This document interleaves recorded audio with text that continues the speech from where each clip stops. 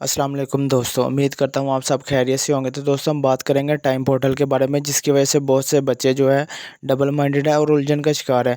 क्योंकि कुछ बच्चों का टाइम पोर्टल ओपन हो रहा है और कुछ बच्चों का टाइम पोर्टल ओपन नहीं हो रहा। अगर तो आपकी स्क्रीन पे जब आप टाइम पोर्टल पे लॉगिन करते हैं तो ये लिखा आ रहा है, तो फिर आपको बिल्कुल भी टेंशन लेने की ज़रूरत नहीं है। क्योंकि ये उन बच्चों के लिए लिखा आ रहा है जिनके डॉक्यूमेंट बिल्कुल कंप्लीट हैं।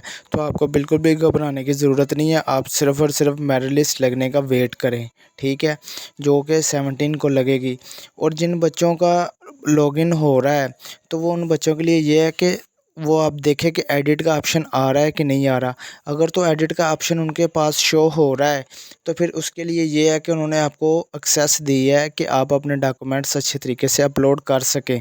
लेकिन अगर आपका टाइम पोर्टल तो ओपन हो रहा है, लेकिन उन्होंने आपको एक्सेस नहीं दी, तो फिर मे बी ये हो सकता है कि आपके डॉक्यूमेंट्स रिजेक्ट हो गए हों। और रिजेक्शन की वजह क्या है, आपको पहले भी बताई थी कि अगर आपने अपने डॉक्यूमेंट्स अपलोड किए, अगर आपने अपने मैनुअली जो मार्क्स अपलोड किए थे वो आपके डॉक्यूमेंट के साथ मैच नहीं हो रहे, एक वजह ये है।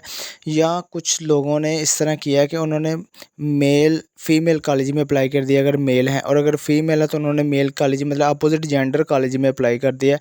तो इसकी वजह से भी उन्होंने रिजेक्शन लगाई है।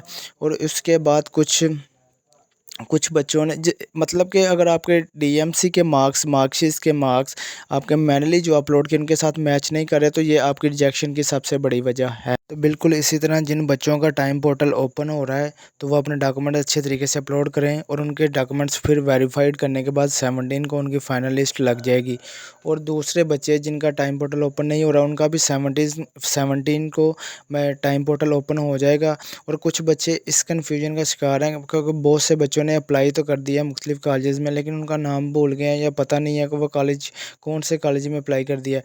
तो वो सब्र करें, उनके कॉलेज जब ऑनलाइन लिस्टें लगेंगी तो वो शो हो जाएगा सारा कुछ। इसलिए तो आपने बिल्कुल भी टेंशन लेने की ज़रूरत नहीं, और बार बार टाइम पोर्टल पे लॉगिन करने की भी ज़रूरत नहीं है। क्योंकि जिन बच्चों का इशू था उनका टाइम पोर्टल ओपन हो चुका है, ठीक है? और जिनका डॉक्यूमेंट्स बिल्कुल कंप्लीट है, बिल्कुल वेरीफाइड है, उनका टाइम पोर्टल ओपन नहीं हो रहा। वो मेरिट लिस्ट जिस दिन लगेगी उस दिन वो ओपन हो जाएगा।